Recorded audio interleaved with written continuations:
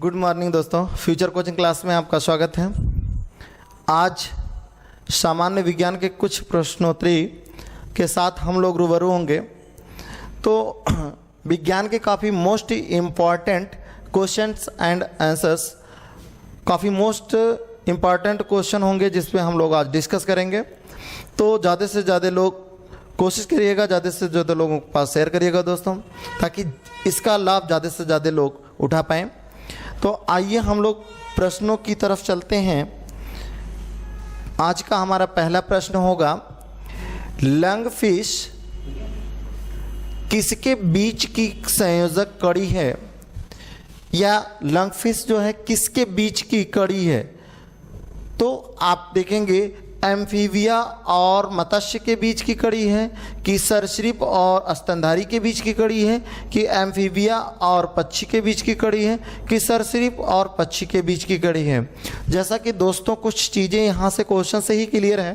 कह रहा है लंगफिश, फिश की बात कर रहा है, तो डेट श्योर है कि अगर जिसमें फिश होगा, फिश से रिलेटेड अगर चीज़ें शब्द हमें मिलेगा तो वो हो सकता है वो ऑप्शन से करेक्ट होगा। तो क्वेश्चन को देखकर भी सेंस लगाया जा सकता है। तो इसमें जैसा कि देखेंगे आप सरीसृप और पक्षी, तो बिल्कुल कहीं फिश का कोई नामे नहीं है, तो इसका मतलब ये ऑप्शन नहीं होगा। एम्फीबिया और पक्षी, इसके बीच भी कोई कॉम्बिनेशन नहीं है, तो ये ऑप्शन नहीं होगा। दूसरा है सरीसृप और स्तनधारी, इसके बीच कोई कॉम्बिनेशन नहीं है, तो इस तरह ये भी ऑप्शन नहीं होगा। राइट ऑप्शन क्या होगा, एम्फीबिया और मत्स्य। मत्स्य मीन्स ही मछली होता है, तो कह रहा लंगफिश। लंगफिश क्या है, एक तरह की मछली है, ठीक है। तो ये किसके बीच की कड़ी है, एम्फीबिया और मत्स्य के बीच की कड़ी है दोस्तों। तो आते हैं नेक्स्ट क्वेश्चन देखते हैं। नेक्स्ट क्वेश्चन है, कोशिका में निम्न में से कौन सी पाचन थैली कहलाती है। यानी कि कोशिका में यानी सेल्स में हमारी कौन सी ऐसी ऑर्गन्स है जो कि डाइजेस्ट करती है, यानी कि डाइजेस्ट करने का कार्य करती है। तो कह रहा है कोशिका में निम्न में से कौन सी पाचन थैली कहलाती है। तो पाचन थैली कौन सी कहलाती है, गोल्जी काय कहलाती है, कि माइटोकॉन्ड्रिया कहलाती है, कि राइबोसोम कहलाती है, कि लाइसोसोम कहलाती है। तो कोशिकाओं में दोस्तों, कोशिकाओं में जो कोशिका सेल्स, जो सेल्स डेथ जिन सेल्स की हो जाती है, उनको डाइजेस्ट करने का काम कौन करती है, लाइसोसोम करता है। तो राइट ऑप्शन हो जाएगा डी, यानी कि हमारा सही जवाब जो हो जाएगा वो क्या होगा, डी, लाइसोसोम। लाइसोसोम क्या करता है, कोशिका में अगर कहा जाए कौन सी पाचन थैली कहलाती है, तो पाचन थैली के रूप में इसी को जाना जाता है, लाइसोसोम को। क्योंकि लाइसोसोम क्या मानते हैं हम लोग, लाइसोसोम को माना जाता है कि ये आत्महत्या की थैली, यानी कि जो कोशिकाओं की डेथ होती है, उन कोशिकाओं को डाइजेस्ट करने का काम, यानी कि उनको पाचन करने का काम कौन करता है, लाइसोसोम। तो ये D option is the right option. ठीक, आते हैं नेक्स्ट क्वेश्चन पे देखते हैं। नेक्स्ट है झाड़ी। झाड़ी मतलब छुप के किस भाग से कपास का रेशा निकाला जाता है। कपास का रेशा जो निकाला जाता है वो झाड़ी की, झाड़ी का मतलब ये ऑलमोस्ट टोटल झाड़ी की बात नहीं कर रहा। झाड़ी एक प्लांट है जिसे छुप कहा जाता है कि किस भाग से कपास का रेशा निकाला जाता है। तो कपास का रेशा निकाले जाने वाला भाग कौन सा होता है, तने से निकाला जाता है, कि पत्ती से निकाला जाता है, फल से निकाला जाता है, कि बीज से निकाला जाता है। तो दोस्तों हम लोग जानते हैं कि उसका जो कपास निकाला जाता है वो सीड से निकाला जाता है, यानी कि उसके बीज से निकाला जाता है, ना कि तने से निकाला जाता है, ना ही लीफ से निकाला जाता है, और ना ही उसके फ्रूट से, फल से निकाला जाता है। तो राइट आंसर हम लोगों का हो जाएगा डी, यानी कि D is the right answer. ठीक, नेक्स्ट क्वेश्चन। नेक्स्ट है, लैक्टोज किस में पाया जाता है। लैक्टोज क्या है, बहुत पहले मैं एक वीडियो में दोस्तों इसकी चर्चा कर चुका हूं।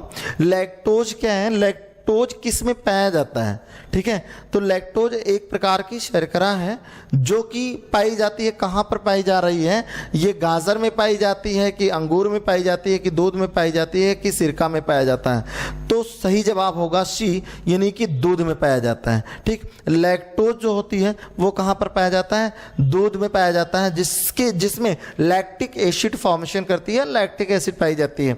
ठीक है, तो दूध में जो है ये लैक्टोज, अब एसिड नहीं पाई जाती, ये चीज ध्यान रखिएगा, एसिड नहीं होता है, लैक्टोज लैक्टोज होता है, एक प्रकार का शुगर होता है, ठीक है। तो ये जो होती है ये दूध में हमारे पाया जाता है लैक्टोज दोस्तों, ठीक। नेक्स्ट, ग्लूकोज को इथाइल अल्कोहल में कौन सा प्रकीर्णन बदलता है? यानी कि जो ग्लूकोज है, ग्लूकोज को इथाइल अल्कोहल में कौन सा प्रकीर्णन, यानी कि कौन सी एंजाइम, सीधे कह लीजिए कौन सी एंजाइम है जो बदलता है, कन्वर्ट करता है? Who the enzyme converted to the form of ethyl alcohol, ठीक। तो कौन सी एंजाइम उसे कन्वर्ट करता है? तो ये है जाइमेज, यानी कि C option is the right answer. Next, निशांगतता किसकी कमी से होती है? शब्द थोड़ा गौर करिएगा। यूपी 8088 में भी ये क्वेश्चन पूछा जाता, काफ़ी ये क्वेश्चन पूछा गया। निशांगता क्या होता है? मतलब अंधेपन से रिलेटेड है, ठीक है। जिसमें जिन व्यक्तियों में अंधेपन की कुछ कमियां आ जाती हैं, अंधापन, या कह लीजिए कि उनके आई की जो प्रॉब्लम होती है वो किसकी कमी से होती है, उसी को निशांगतता कहा जाता है, ठीक। तो ये है ग्लूकोज की कमी से होता है क्या? नहीं भाई, सभी लोग जानते हैं। विटामिन की कमी से होता है? विटामिन ई की कमी से होता है? नहीं। विटामिन B2 की कमी से होता है? नहीं। किसकी कमी से होता है? विटामिन ए की कमी से होता है ना। तो विटामिन ए की कमी से होता है क्या? अंधापन, या आप कह सकते हैं कि निशांगता, ठीक।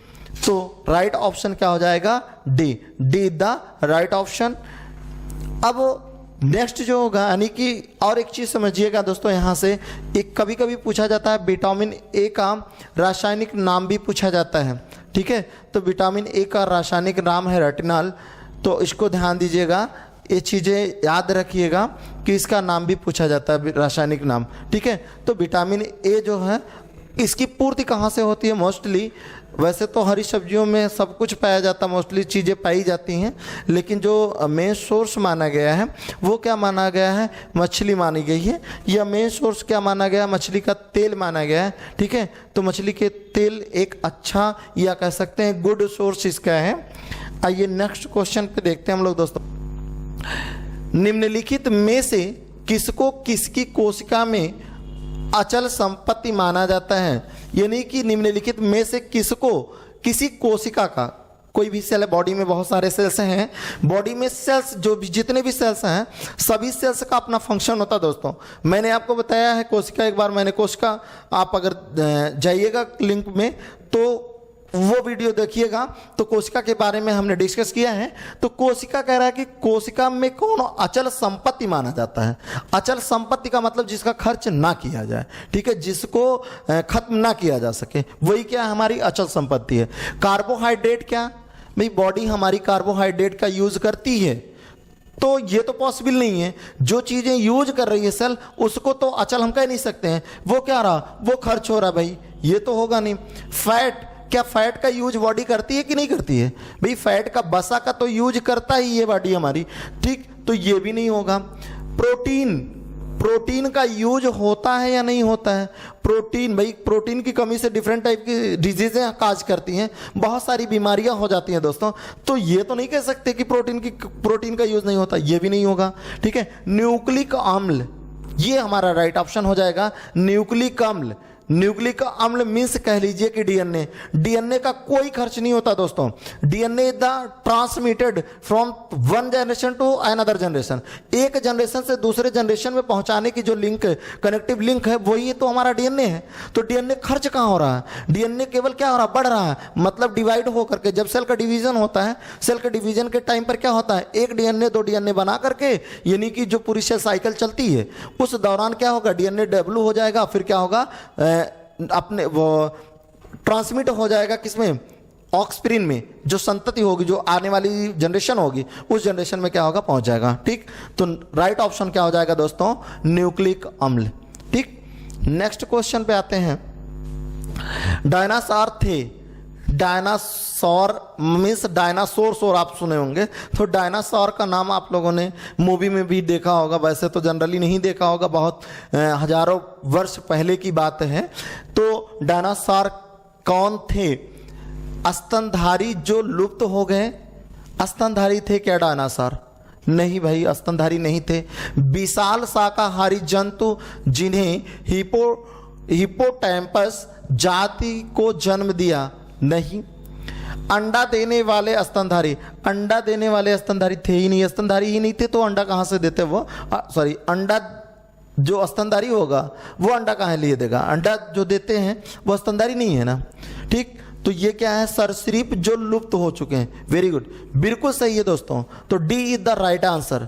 ठीक, क्या होगा? सरीसृप थे, ये रेंग कर चलने वाले थे। वैसे तो देखते थे हम लोग, मतलब अगर मूवी में देखिए तो वो कूदते थे ऐसे ऐसे ना, लेकिन वो रिक्रीव करके चलते थे। ठीक, तो इसको हम लोग क्या कहते हैं? सरीसृप जो लुप्त हो चुके हैं आज की दुनिया में, आज के समय में। दोस्तों इसको हम लोग नहीं देखते हैं, काफी लॉन्ग टाइम से, मीन्स हजारों वर्ष पहले अगर कह लिया जाए, हमारे दादा परदादा, आपके दादा परदादा, जो भी मतलब बहुत पहले, उनके दादा परदादा की बात अगर की जाए तो वो लोग भी नहीं इसको देखे होंगे। ठीक, क्योंकि ये हजारों वर्ष पहले की बात है, हजारों क्या लाखों वर्ष पहले की बात है, जो कि ये विलुप्त हो चुके हैं। तो ये राइट ऑप्शन क्या हो जाएगा? सरीसृप जो विलुप्त हो चुके हैं। ठीक, नेक्स्ट क्वेश्चन है दोस्तों, कोशिकाओं के अध्ययन से संबंधित जीविकी की शाखा को क्या कहते हैं?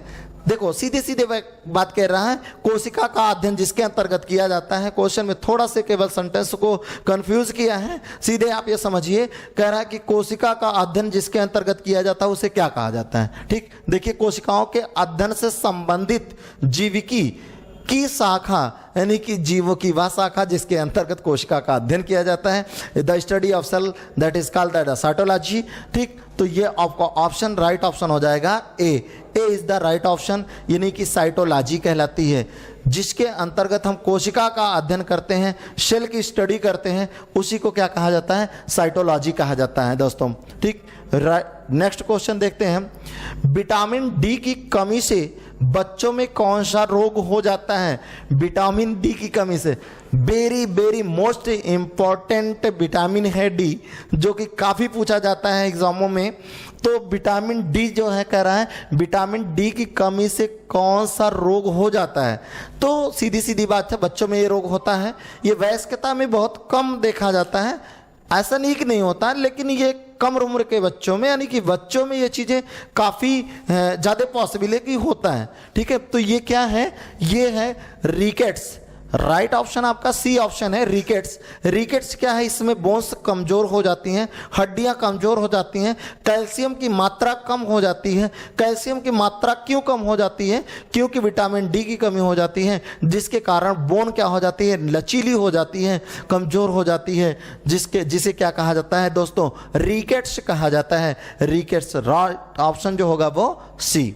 नेक्स्ट क्वेश्चन देखते हैं दोस्तों, ये क्वेश्चन आपका 12वां होगा, अगर वो 11 था तो ये 12वां है। क्या है? जीवन का ब्लूप्रिंट किसे कहा जाता है? जीवन का ब्लूप्रिंट कह लीजिए या जीवन की भौतिक इकाई कह लीजिए। ठीक, तो जीवन की भौतिक इकाई कहिए या जीवन के ब्लूप्रिंट कह लीजिए। ब्लूप्रिंट या जीवन की भौतिक इकाई क्या है? तो अभी अभी मैंने जैसा कि आपको बताया कि बहुत सारे बॉडी के अंदर, हमारे सेल के अंदर बहुत सारे ऑर्गेनेल्स पाए जा रहे हैं जो कि कुछ ना कुछ फंक्शन प्रोवाइड कर रहे हैं। ठीक है, तो उसी में से एक आप लोगों ने देखा डीएनए, जिसको मैंने क्या बताया? डीएनए क्या है? एक आनुवंशिक लक्षण है जो कि माता पिता के भावी कैरेक्टरों को उनके बच्चों तक या उनकी संतानों तक पहुंचाने का कार्य करता है। ठीक, तो अब कह रहा है कि जीवन का ब्लूप्रिंट किसे कहा जाता है? डीएनए को कहा जाता है कि आरएनए को कहा जाता है कि कोशिका को कहा जाता है कि केंद्रक को कहा जाता है? तो राइट ऑप्शन आपका हो जाएगा डीएनए। डीएनए यानी कि A option is the right answer, जिसे जीवन का ब्लूप्रिंट कहा जाता है, डीएनए। ठीक, नेक्स्ट क्वेश्चन दोस्तों, निम्न में से कौन सी ग्रीन हाउस गैस नहीं है? कौन सी है जो ग्रीन हाउस गैस नहीं है? Green house gas carbon dioxide बिल्कुल है भाई। कार्बन डाइऑक्साइड हम लोग कहते हैं कि वातावरण, वाहन का प्रदूषण कम किया जाए, जिसके कारण क्या हो रहा है? ओजोन प्रति या ओजोन मंडल हमारा क्या हो रहा है? कमजोर हो रहा है ना। तो ओजोन प्रत कम क्यों हो रहा? तो ये भी एक फैक्टर है उसका। ठीक, तो कह रहा है ग्रीन हाउस गैस नहीं है। तो ग्रीन हाउस गैस कौन नहीं है? कार्बन डाइऑक्साइड ये तो है। दूसरा क्या, क्लोरोफ्लोरोकार्बन, जिसे हम लोग क्या कहते हैं, CFC, chlorofluorocarbon. Chlorofluorocarbon is the most abundant या कह लीजिए most important factor of the green house effect. ठीक, ग्रीन हाउस इफेक्ट का एक मोस्ट इंपॉर्टेंट फैक्टर है जिसे हम लोग क्या कहते हैं, CFC कहते हैं। ठीक, तो और दूसरा नेक्स्ट क्या है, जलवाष्प, बिल्कुल है। जलवाष्प भी क्या है, एक तरह का उसका फैक्टर है कहीं ना कहीं। तो राइट ऑप्शन क्या हो जाएगा, ए, ईथन जो है उसका ग्रीन हाउस गैस का पार्ट नहीं है, सीधे सीधे कह सकते हैं। निम्न में से कौन सी ग्रीन हाउस गैस नहीं है? इस नहीं शब्द को ध्यान दीजिएगा दोस्तों, क्योंकि नहीं को ही पूछ रहा है। तो कौन नहीं है, ईथेन नहीं है। अगर इसी के स्थान पर मीथेन होता तो शायद ये ऑप्शन नहीं होता। ठीक है, अगर मीथेन दिया होता तो ये ऑप्शन नहीं होता, क्योंकि मीथेन क्या है, मीथेन एक ग्रीन हाउस गैस का पार्ट है। ठीक, तो राइट ऑप्शन आपका हो जाएगा ए, ईथेन। नेक्स्ट क्वेश्चन दोस्तों, मानव शरीर में वसा जमा होता है, मानव शरीर में वसा जमा होता है। लोगों के फैट जो है स्ट्रांग मतलब जम जाते हैं, जैसे पेट पे पहले दिखने लगता है, पेट पे या हिप पे ये जल्दी दिखाई देने लगता है। क्यों? क्योंकि यहाँ पर एडिपोज सेल्स पाई जाती हैं, जिसके कारण क्या होता है, यहाँ पर काफ़ी जल्दी दिखाई देने लगता है। शायद आंसर ही आप लोग इसी में पा जाएंगे। तो आप देखिए कौन सा है, बाह्य त्वचा, वसा ऊतक में, यकृत में, एपिथीजियम में। अभी अभी मैंने कहा एडिपोज टिश्यू पाई जाती हैं, तो देखिए ब्रैकेट में दिया भी गया है एडिपोज ऊतक। तो राइट ऑप्शन निसंकोच बिना देखे ताके B option is the right option. Right, next question दोस्तों आते हैं, शहद में मुख्यतः होता है, तो शहद में क्या पाए जाते हैं? शहद में मुख्यतः पाए जाते हैं, प्रोटीन पाया जाता है? नहीं भाई, प्रोटीन कहाँ पाई जाती है? कार्बोहाइड्रेट पाया जाता है कि वसा पाया जाता है कि प्रोटीन विटामिन पाई जाती है? तो शहद क्या होता है, मीठा होता है ना। शहद सभी लोग लगभग खाए होंगे। शहद कैसा होता है, मीठा होता है। ठीक, तो उसमें क्या पाया जाएगा, कार्बोहाइड्रेट पाया जाएगा, डेट श्योर है। ठीक, तो राइट ऑप्शन क्या हो जाएगा, B, B the right option, यानी कि कार्बोहाइड्रेट पाया जाता है। ठीक, नेक्स्ट क्वेश्चन है, बहुत अधिक पकाना और खाद्य तेलों का बार बार प्रयोग क्यों अत्यधिक अवांछनीय है? दोस्तों क्वेश्चन काफी अच्छा है। कह रहा है बहुत अधिक पकाना, किसी भी पदार्थ को या किसी भी भोज्य पदार्थ को बहुत अधिक पकाना और खाद्य तेलों का बार बार प्रयोग करना, मतलब जैसे बहुत बार बार तलना, भूनना, ये सब चीजें बार बार अगर कर रहे हैं तो अत्यधिक अवांछनीय है। किस चीज के लिए वो अत्यधिक अवांछनीय है? तेल के वाष्प से आंतरिक प्रदूषण हो सकता है। भाई ये तो कोई फैक्टर नहीं हुआ, क्योंकि ये बॉडी से रिलेटेड चीजें कह रहा है, बॉडी से रिलेटेड बातें कर रहा है। कैंसर जनित पदार्थ जैसे वेंजोपायरिन पैदा होते हैं, भोजन का पोषक तत्व कम हो जाता है, की हानि और बर्बादी हो जाती है। तो तेल की हानि और बर्बादी ऐसा कोई मतलब नहीं है यहाँ पर, या तेल के वाष्प आंतरिक प्रदूषण हो जाते हैं इसका भी कोई मतलब नहीं है।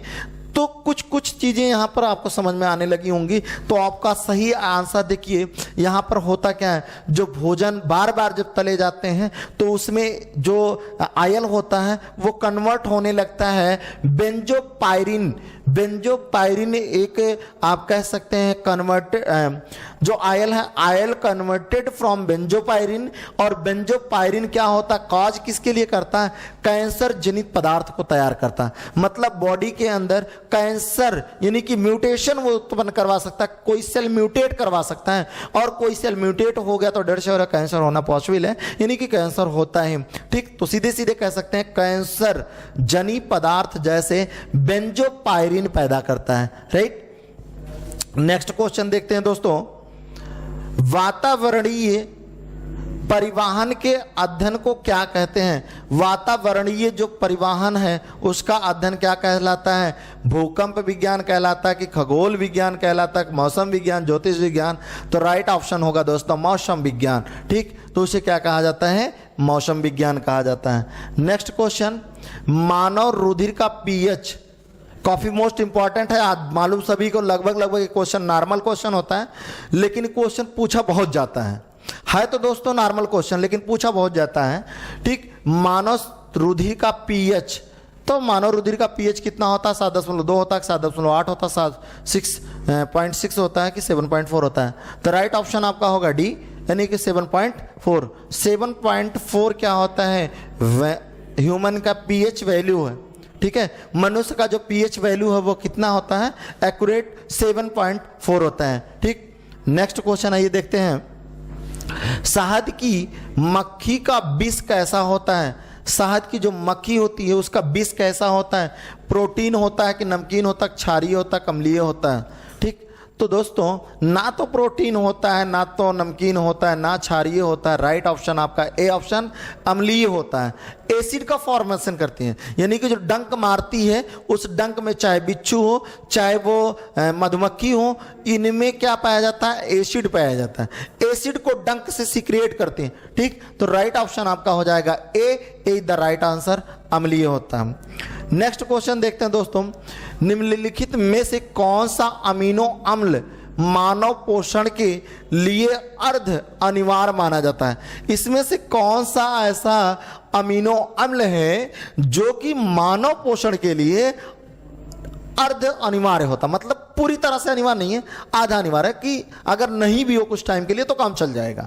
ठीक है, तो ल्यूसीन है, ल्यूसीन नहीं है, मेथायोनिन है, हिस्टिडीन है या वेलिन है? तो राइट ऑप्शन बी होगा हिस्टिडीन। हिस्टिडीन अगर कुछ टाइम तक नहीं हो दोस्तों, चूंकि डीएनए का जब रेप्लिकेशन करवाता है, यानी कि प्रोटीन जब सिंथेसिस होती है तो प्रोटीन के सिंथेसिस करवाने में ल्यूसीन, मेथायोनिन और वेलिन का काफी मोस्ट इंपॉर्टेंट रोल होता है। तो इसलिए प्रोटीन के सिंथेसिस के टाइम पर अगर इसकी जरूरत बहुत बहुत इंपॉर्टेंट होती है, लेकिन यहाँ पर हिस्टिडीन की बहुत जरूरत नहीं होती है, यानी कि जरूरत कह लीजिए नहीं होती है। ठीक है, तो अगर ये ना भी रहे कुछ टाइम के लिए तो भी काम चल सकता है, यानी कि आधा जरूरत होता है। तो राइट ऑप्शन आपका बी ऑप्शन हो जाएगा दोस्तों।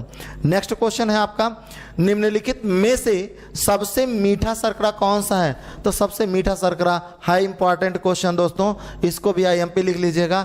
इंपॉर्टेंट क्वेश्चन है लेकिन आसान क्वेश्चन है। ठीक है, तो क्या होगा? फ्रैक्टोज होता है। फ्रैक्टोज क्या है? एक सबसे मीठी शर्करा है। ठीक, तो फ्रैक्टोज इज द, या कह सकते हैं सी इज द राइट आंसर। ठीक, नेक्स्ट क्वेश्चन देखते हैं। पत्तों में दिखाई देने वाली शिराएं काम करती हैं। जो पत्ते हैं, पत्ते में लीफ है, सपोज दैट ये लीफ है, इस लीफ में दिखाई देने वाली जो वेन्स होती हैं, ये जो शिराएं होती हैं, ये शिराएं काम क्या करती हैं, यही पूछ रहा है। ठीक है, इसमें जो वेन्स पाई जाती हैं ये क्या है? ये शिराएं हैं, सपोज दैट। ठीक है, ये शिराएं क्या काम कर रही हैं ये पूछ रहा है, यानी कि लीफ के अंतर्गत अगर जो शिराएं पाई जा रही हैं, ये शिराओं का काम क्या होता है? फोटोसिंथेसिस करना होता है? नहीं भाई, फोटोसिंथेसिस कौन करता है? यानी कि इसमें जो क्लोरोप्लास्ट होता है वो फोटोसिंथेसिस करवाता है ना, तो क्लोरोप्लास्ट करवाता फोटोसिंथेसिस। वाष्पोत्सर्जन, वाष्पोत्सर्जन कौन करवाता है? स्टोमेटल पोर करवाते हैं। स्टोमेटा के द्वारा वाष्पोत्सर्जन की प्रोसेस होती है, प्रक्रिया होती है। तो ये भी बात गलत है, ये भी बात गलत है, ये भी बात गलत है।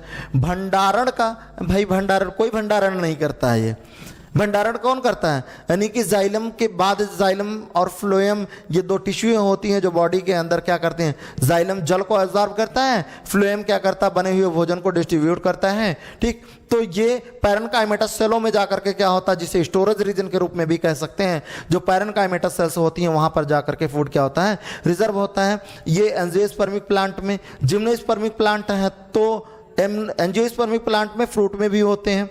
जिम्नोस्पर्मिक प्लांट है तो पैरेन्काइमेटस सेल्स में होगा, या ब्रायोफाइट्स हैं, एल्गी है, कोई भी प्लांट हो, ठीक, तो पैरेन्काइमेटस सेल आर फ्रूट्स में जो है भोजन का भंडारण होता है। तो ये भी नहीं होगा, यानी कि option D is the right answer, चालन का। यानी कि जो पत्तों में दिखाई देने वाली शिराएं होती हैं वो काम क्या करती हैं? ये शिराएं का काम क्या होता है दोस्तों? तो चालन का काम होता है, शिराओं का चालन करना। ठीक, नेक्स्ट क्वेश्चन पे आते हैं हम लोग। मनुष्य के मध्य कान की गुहा में कर्ण अस्थियों की अतिरिक्त और क्या होता है? यानी कि जो कर्ण अस्थियां हैं उनके अतिरिक्त क्या पाया जाता है? आटोकोनिया पाया जाता है कि पेरिलिम्फ पाया जाता है कि एंडोलिम्फ पाया जाता है कि वायु पाई जाती है? ये सभी के सभी क्या है दोस्तों? एंडोलिम्फ, पेरिलिम्फ, आटोकोनिया, ये सभी के सभी एक पार्ट हैं। तो that is impossible can be mix to the form, mix to the year. भाई कोई एक पार्ट है, एक तो अंगुली ये है। अगर हम ये कहें अंगुली हमारा घुटने से क्या संबंध है, तो कोई संबंध हो सकता है? That is impossible. भाई अंगुली यहाँ, घुटना हमारा यहाँ है, पैर का घुटना हो कोई भी हो, तो ये यहाँ तो हो नहीं सकता है ना। ठीक, तो ये सभी के सभी चीजें क्या हैं? ये पार्ट हैं, अर्थात वायु इसके बीच में पाई जाती है, ये चीजें कह सकते हैं। सिर्फ के बीच में वायु पाई जा सकती है, यानी कि मनुष्य के मध्य कान, मध्य जो कान है, कान का जो बीचले यानी कि एरिया है मध्य वाला, गुहा में कर्ण अस्थियों के अतिरिक्त, दोस्तों मैंने क्या कहा? कर्ण अस्थियां, बहुत सारी, कई सारी कर्ण अस्थियां है ना। ये जो हमारा कान है, कान के कई सारी कर्ण अस्थियां हैं, उनके मध्य में क्या पाई जाती है? तो एयर पाई जाती है, यानी कि वायु पाई जाती है। तो राइट ऑप्शन क्या हो जाएगा? ए। नेक्स्ट क्वेश्चन देखते हैं दोस्तों। मनुष्य की जीभ के किस क्षेत्र तक कड़वाहट की संवेदना सीमित रहती है? कभी भी तीखा आप खाते हैं तो किस पार्ट तक, यानी कि कहाँ तक वो जो है बॉडी के अंदर, या फिर कह सकते हैं कि जो कड़वाहट होती है, कभी खाते हैं हम कुछ, कोई चीज़ खाते हैं, तीखा खाते हैं, तो ऐसे पहले करते हो ना, ऐसे करते हो, तो स्टार्ट तो यहाँ से होता है दोस्तों। स्टार्ट की बात नहीं कर रहा, ध्यान दीजिएगा।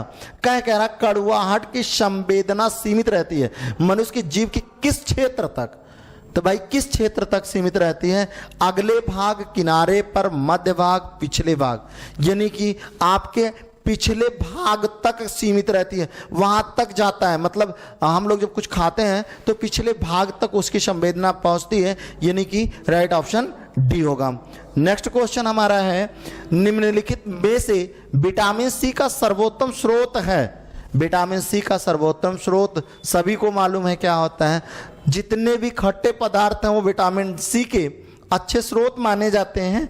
तो अंडा की जर्दी इम्पॉसिबल, मछली का यकृत तेल इम्पॉसिबल, कोड मछली का यकृत तेल इम्पॉसिबल, सिट्रस, ये सिट्रस फल है दोस्तों, सिट्रस फल। सिट्रस मैंने अभी क्या बताया, जितने भी खट्टे पदार्थ हैं उनको सिट्रिक एसिड, सिट्रिक एसिड का नाम आप लोगों ने सुना होगा। सिट्रिक एसिड नींबू में पाया जाता है, संतरे में पाया जाता है, इन सब में सिट्रिक एसिड पाई जाती है। तो जो भी खट्टे पदार्थ होते हैं उसमें विटामिन सी प्रचुर मात्रा में पाया जाता है। तो विटामिन सी की बात अगर कर रहा है तो क्या होगा? सिट्रस फल, ये सिट्रम नहीं है, सिट्रस फल है। ठीक, सिट्रस फल में पाया जाता है। तो राइट ऑप्शन आपका हो जाएगा डी। नेक्स्ट क्वेश्चन देखते हैं, क्वेश्चन नंबर 26 देखते हैं। इंसुलिन में निम्नलिखित में से कौन सी धातु होती है? तो कौन सी धातु पाई जाती है दोस्तों, उसी का बात करना है हम लोगों को। तो धातु तांबा पाया जाता है कि लोहा पाया जाता है, जस्ता पाया जाता है, मैग्नीशियम पाया जाता है? तो राइट ऑप्शन आपका सी ऑप्शन है, यानी कि जस्ता। जस्ता जो है ये हमारे इंसुलिन में पाया जाता है। मैंने अभी बताया कि इंसुलिन क्या होता है, जो मधुमेह रोगी होते हैं यानी कि डायबिटीज पेशेंट होते हैं उनको ये इंजेक्शन दी जाती है, तो उसमें क्या होता है? जस्ता पाया जाता है, यानी कि वह धातु कौन सी है? वो जस्ता है। ठीक, निम्नलिखित में से किसको आरबीसी का कब्रिस्तान कहा जाता है? Very very most important question है, आप very very most important question के रूप में लिख लीजिएगा। ये आरबीसी का कब्रिस्तान किसे कहा जाता है? यकृत को कहा जाता है, प्लीहा को, मस्तिष्क को, हृदय को। तो राइट ऑप्शन आपका बी हो जाएगा, प्लीहा। ठीक है, प्लीहा को क्या कहा जाता है? कब्रिस्तान कहा जाता है आरबीसी का। विलोपन की कागार पर सर्वाधिक संकटापन एशिया का शीर्ष पक्षी है, तो वो है ढोल। ढोल क्या है? एशिया का, यानी कि एशिया का शीर्ष परभक्षी पक्षी है, जो कि क्या है? संकट के कागार पर है, यानी कि धीरे धीरे आप कह सकते हैं विलुप्तावस्था में जाने वाली एक प्रकार की पक्षी है। ठीक, तो राइट ऑप्शन बी हो जाएगा। नेक्स्ट क्वेश्चन दोस्तों, मधुमक्खी पालन को कहते हैं, मधुमक्खी पालन को क्या कहते हैं? सेरिकल्चर, एपीकल्चर या क्वाइकल्चर या एग्रीकल्चर? ठीक, तो एपीकल्चर, मधुमक्खी के पालन को क्या कहा जाता है दोस्तों? एपीकल्चर, सभी को मालूम है। ठीक, नेक्स्ट एंड लास्ट क्वेश्चन, भारतीय वानिकी अनुसंधान परिषद कहाँ स्थित है? तो ये क्या है, रायपुर में है कि नई दिल्ली में कि रांची में? तो राइट ऑप्शन आपका हो जाएगा ए, देहरादून। देहरादून में जो है ये अनुसंधान, यानी कि कौन सा अनुसंधान? भारतीय वानिकी अनुसंधान परिषद कहाँ पर स्थित है दोस्तों? तो देहरादून में स्थित है, यानी कि A option is the right option. तो आज के लिए बस यहीं तक दोस्तों, नेक्स्ट के हम लोग नेक्स्ट वीडियो में मिलेंगे, तब तक के लिए थैंक यू, धन्यवाद।